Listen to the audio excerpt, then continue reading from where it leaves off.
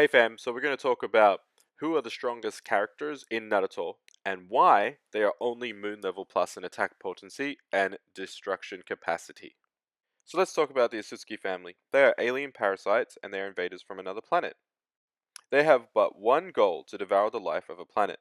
That's the only reason why they come, and then they leave for another planet. So what do you mean by devour the life of a planet? And Amato explains via endless annoying gardening. That's how they do it. So once the gardening process is completed, it produces a fruit from the tree. And once they harvest that fruit, they no longer need the planet, so they move on to another planet and repeat the same process. That's the Otsutsuki for you. So this panel here is one of two statements that the Otsutsuki can only devour a planet at a time, in conjunction with this panel, but it states that they can only do so via endless gardening, meaning with their own power they cannot do so. This clearly proves that the Otsutsuki's main goal is to devour a planet one at a time. So if the Otsutsuki are universal in AP or DC as people claim, then why is it stated that they have to go from planet to planet devouring planets at a time? Why not solar systems? Why not universes at a time? Well, the simple answer is that they're not universal and they can't do so. So what about the star and the moon that was supposedly in Kaguya's dimension? Well, usually people bring up this panel, and they claim that this star and the moon that you can see outside of the planet that Sasuke is walking on, they claim that that's part of Kaguya's dimensions.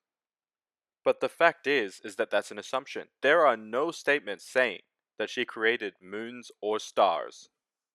So what did she create then? In this panel it explains that the Ten Tails is a splinter from the God Tree that gave birth to the universe. So the God Tree created the universe, and all the seeds of that tree are ten tails. And we know that the Otsutsuki go around planting these ten tails that become a divine tree. But it's not the same as the main tree that created the universe. So this seedling, or ten tails, grows into a tree which consumes the planet. As stated here, that they plant the tree in the ground and it sucks the chakra from all life living on that planet. So it's through this annoying gardening, this endless annoying gardening process, that the Otsutsuki devour planets. Kaguya was the first to taste of one of the chakra fruits from the divine trees. Afterwards, Kaguya gained the power of a god. So we know for a fact that she had no power prior to eating this fruit. So we know in total that Kaguya has 6 time spaces. And here, she was attempting to create a 7th time space out of the ninja world, using the expansive truth-seeking orb. In the same panel, it said that this time space is the exclusive domain where she can directly extract chakra from shinobi trapped in the infinite Tsukiyomi. In other words, her new time space is the ninja world, because that's the only place she can get shinobi chakra from. With this orb, she takes what's already in existence, such as the ninja world, and makes it into one of her own dimensions or time spaces. So now we know that her time spaces or dimensions are no larger than the ninja world. So did Kaguya really make that sun and the moon in the background of her supposed dimension? Well, no. If anything, she only created the land that Sasuke is walking on. And then the sun and the moon were already pre-existing, because we already know for a fact that the God Tree created the universe, and that when Kaguya first arrived to the ninja world in episode 460, which is a mixed canon, so it's not filler, it's actually canon, that there were already stars existing in the sky. And if she had not yet obtained chakra or power yet, because she had yet to eat the fruit, then how did all those stars and moons get created? So, in other words, that moon and sun slash planet looking thing in the background that's circled in red were not created by Kaguya, they were created by the God Tree. But wasn't it stated that the orb was going to make a new time space, not a dimension? Well, if we look here in the bottom right corner, it says that that orb was going to sacrifice all the shinobi in order to create a start of a new time space. And then in Japanese, they use the word kukan. See the red highlight in the bottom right? The same kanji appears in this Kakashi panel, where it says kukan again. But they translated it to mean dimension this time. This is Viz. The same official translators translated the kanji kukan to mean dimension or time-space as they did in this panel. So dimension equals time-space, which equals at most a planet like the Ninja World. So we know for a fact that all those other stars and moons in the background were created by the God Tree, not Kaguya.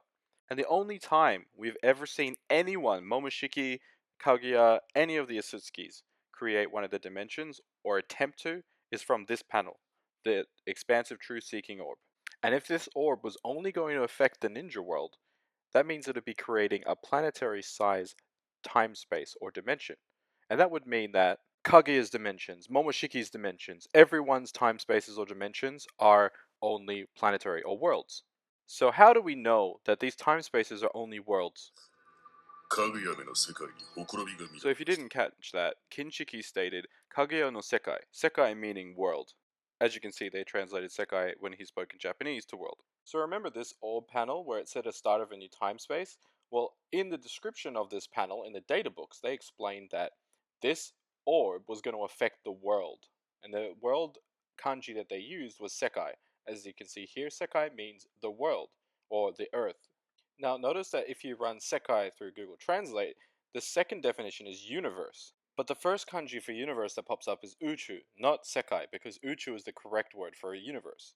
Now if you talk to any native speaker, they'll tell you that Sekai can only mean world. Otherwise, this famous band Sekai no Owari mistranslated their band name to end of the world instead of end of the universe. But they correctly translated the name, so their band is known as End of the World. So in the last three sentences, you can see that it uses the word world twice. So even the data books have confirmed that the orb was only going to affect the world. Additionally, in this panel, Sekai was translated to mean world again, and this was when Kakashi was referring to the orb, saying we're going to save the world from the orb. Lastly, the easiest way to tell if somebody has successfully created a 4D construct is you got to ask yourself, is there an additional timeline? Because if you're going to create a new construct, right, with time, that means you should be creating a new timeline. Because if there's already a universe with time existing, then creating a new construct that has an additional temporal dimension or an additional timeline would mean that there would be two Kaguyas existing within her dimension and the original ninja world. But the fact that we only see one Kaguya proves that it's not a new time. Therefore, it must be a 3D structure that exists within a timeline already existing. Otherwise, if it was a new time space, there would be additional Kaguyas or additional Narutos existing in these new dimensions, but there isn't. A space-time continuum is 4D, but the fact that they use the words time-space means that it is not a space-time continuum.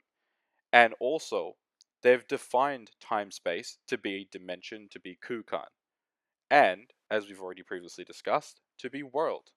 So therefore, it is not a space-time continuum, that's something completely different. A time-space is just world in Naruto. So in conclusion, time-space in Naruto means dimension or world, and it cannot be 4D. If that's true, then the ninja world was already inherently 4D. But how do we know the orb wasn't going to expand infinitely and destroy all the universe? Firstly, Kakashi states that he can't teleport the orb away, it's too big. Secondly, he also states that even if we escape into the other dimension, if that thing, aka the expansive truth seeking orb, gets too large, we won't be able to return to this place. This place being the ninja world. So the only thing it's going to affect is the ninja world. But he wants to save the world, so to prevent Kaguya's dimension from overtaking the ninja world, or in other words, from Kaguya creating a new time space, they're going to seal Kaguya away. As Naruto states right here, we need to seal that rabbit granny away like right now, in other words Kaguya. Furthermore, he stated that he couldn't teleport away such a giant object with the Kamui, and we know that Kaguya's dimensions are all connected using her Ame no Minaka ability, which is a teleportation ability. And as shown in both the anime and the manga, it is a very small portal that she creates to connect her dimensions. As you can see, Naruto is also sent through, and he manages to make it through to one of her dimensions using that ability. And if all of her dimensions are connected in this way, that this means that the orb could not go through all of her portals and therefore affect the rest of her dimensions. It would only affect the ninja world because they can't fit through the hole, it's too small. So wouldn't that make Kaguya, or any of the Otsutsuki's planetary? Well, no, because we know that they're alien parasites and that they have to use chakra fruit in order to gain the power of a god. Because prior to eating the chakra fruit, Kaguya was human level durability. Because she was afraid and had to block arrows using her powers that she already had existing, because she was afraid to die from bows and arrows by humans that have no chakra yet. And the fact that they so adamantly try to attempt to plant these trees also proves that this can't be her own power. Because in this instance, she tried to kill Ishiki.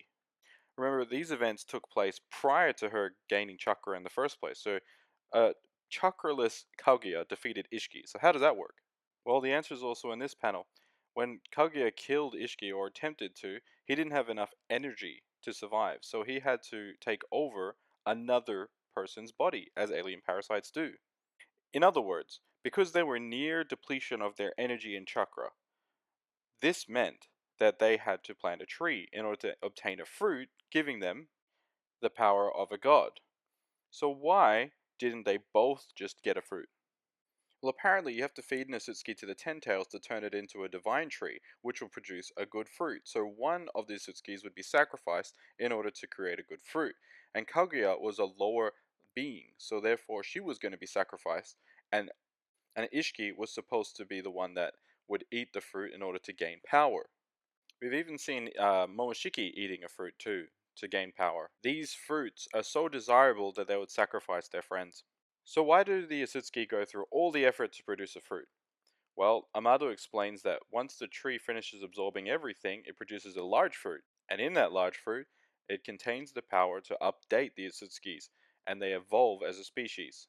So every planet has different DNA, therefore, when the tree absorbs it and creates it into a fruit, every single fruit will give different powers.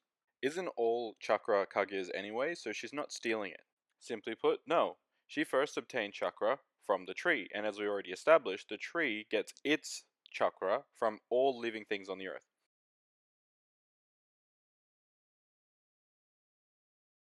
Here, Madara explains that chakra first originated with the tree, so he double confirms that. He states that all of the chakra here, even your own vast chakra, talking to Hashirama, it's we humans who stole chakra from the divine tree long ago, so no, it's not Kaguya's.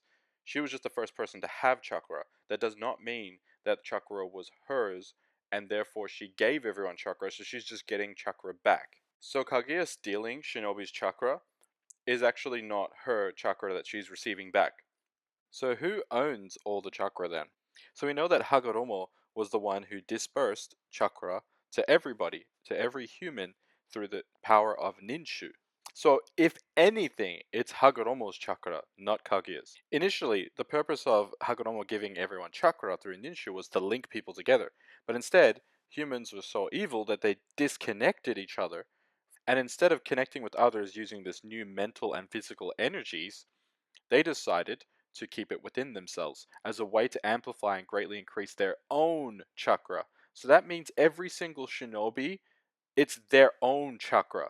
Kaguya was never stated to have given chakra to Hagoromo. He was born with it, just like every other. And after he had given all the humans chakra, from then on, shinobi were born with chakra. Therefore, Kaguya is not taking back her own chakra, she's stealing it. This proves that without shinobi chakra, other people's chakra to steal from, that she cannot create a time space, and she cannot use this orb ability. Therefore, she cannot be planetary. So if the Otsutsuki aren't planetary, then what are they? If every single Otsutsuki have to follow this gardening process of devouring planets and creating dimensions, that means Momoshiki's dimension is planetary. That means Kaguya's dimension is planetary. But the key is that they have to use chakra beyond their own to create just a planet-sized thing. And because they're using chakra beyond their own, that means they're moon level plus. And that's because they have never been proven to be able to create one of their dimensions or time spaces without chakra beyond their own chakra reserves. Because in power scaling, you have to be able to create from your own internal energy. You can't be using other people, otherwise, a ton of different characters would be scaling much higher than they are. In conclusion, everyone in this picture scales to around moon level plus. because they cannot create these dimensions on their own, with the exception of Ishiki, because we know that he is much, much stronger, or at least he should be scaling stronger, as stated previously that he ranks higher than Kaguya. This also means that Hokage Naruto and Sasuke scale to moon level plus as well. And if Naruto's new form has some new feats, then that would probably scale him higher than moon level plus, possibly planetary, and in the most extreme case, star level.